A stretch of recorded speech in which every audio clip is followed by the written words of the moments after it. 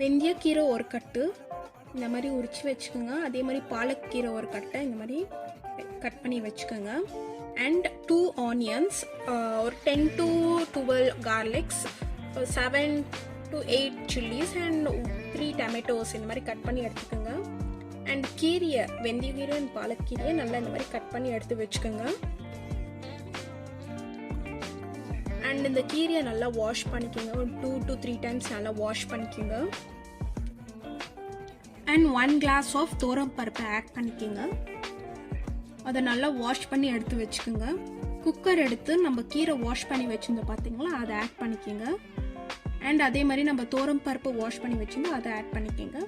And நம்ம cut பண்ண vegetables, இந்த ஆனியன், சில்லிஸ், கார்லிக்ஸ், அப்புறமா இந்த டொமேட்டோ எல்லாமே ஆட் பண்ணிக்கோங்க.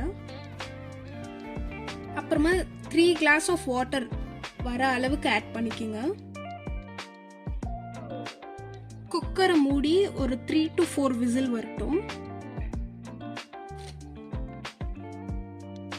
புளியை எடுத்து இந்த மாதிரி ஊற வச்சுக்கோங்க. அண்ட் நம்ம கீரை ரெடியாக இருக்கும்.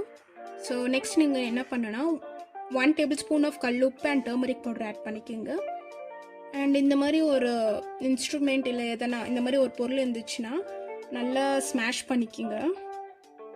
அவ்வளோதான். இந்த மாதிரி கன்சிஸ்டன்ட்டில் கொழும்பு வந்திருக்கணும். நெக்ஸ்ட் பார்த்தீங்கன்னா நம்ம புளி ஊற வச்சுருந்தோம் பார்த்தீங்களா, அதை வந்துட்டு அந்த வாட்டரை ஆட் பண்ணிக்கோங்க.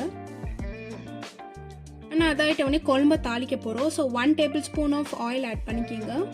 அண்ட் 1 tablespoon ஆஃப் கடுகு ஆட் பண்ணிக்கோங்க. வேணும்னா வெந்தயம் கூட ஆட் பண்ணிக்கலாம் டேஸ்ட் கோசம். அண்ட் கொஞ்சமாக பெருங்காயம் ஆட் பண்ணிக்கோங்க.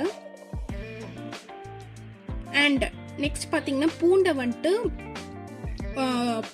தோலை உரிக்காமல் இந்த மாதிரி இடித்து ஆட் பண்ணிக்க. டேஸ்ட் வந்துட்டு ரொம்பவே நல்லாயிருக்கும். அப்புறம் நம்ம கொழும்புல ஆட் பண்ணிக்கலாம். நல்லா மிக்ஸ் பண்ணிட்டிங்கன்னா அவ்வளோதான், நம்மளோட கீரை கொழும்பு ரெடி. நீங்களும் கண்டிப்பாக ட்ரை பண்ணிவிட்டு எப்படி இருக்குதுன்ட்டு கமெண்ட் பண்ணணும்.